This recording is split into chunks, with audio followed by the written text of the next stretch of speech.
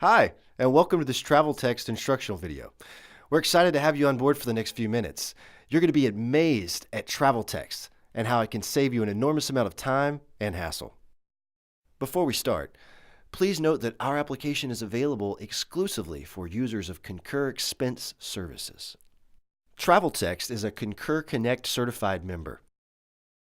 Most people today use smartphones, so for the purposes of this presentation, we'll be using an iPhone. The service is, of course, not limited to smartphones. Everyone that has a phone that allows texting can use TravelText. Older phones might not have a camera and support MMS functionality. If you have one of those, you can still text in expenses. Once you've activated your account on our website, you'll be able to text and send pictures of receipts from your phone directly into your Concur account. If you've already been through the activation process, you've already received a message from our number, the short code, 266287. That's also the number to which you will be sending all your text messages. We recommend that you add that number to your contact book so that you don't forget it. All the principles used for texting with TravelText are very simple to grasp. The basic concept is very intuitive, and as we proceed into more advanced entries, you will see that the principles are kept simple regardless of the complexity of the entry. The first word in your text message defines how we understand the text message, or command as we call it. All commands are considered to be an expense entry, unless you start the message with one of the following keywords: start and status. Start is used to start a new expense report. You simply type start, followed by the name of the report.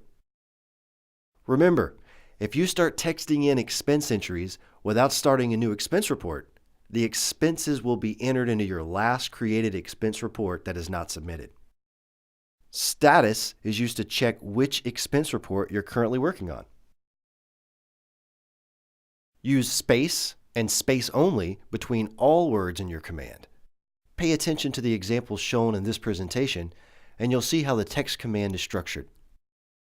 The commands are not case sensitive in regards to interpretation.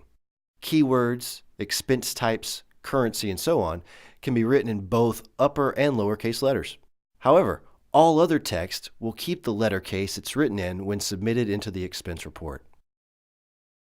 Whenever you want to try or subscribe to TravelText, remember this: you cannot damage your account or your company's setup whatsoever.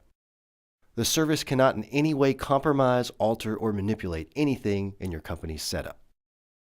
From a technical point of view, using TravelText has the same level of impact as if you were using the expense reporting app on one phone one day and switched to another the next day. No one can tell from where the expense entries were made. Whenever you have an expense, always start your text message with the expense type. TravelText will automatically detect and match your expense type with your company's expense type setup. The first number that occurs in your command will be interpreted as the amount. The default currency is US dollar.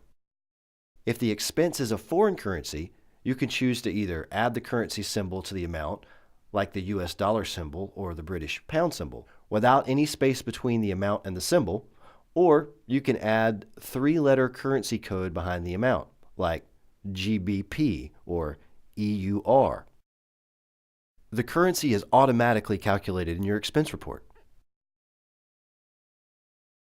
You can also include free text or textual information in your expense entry.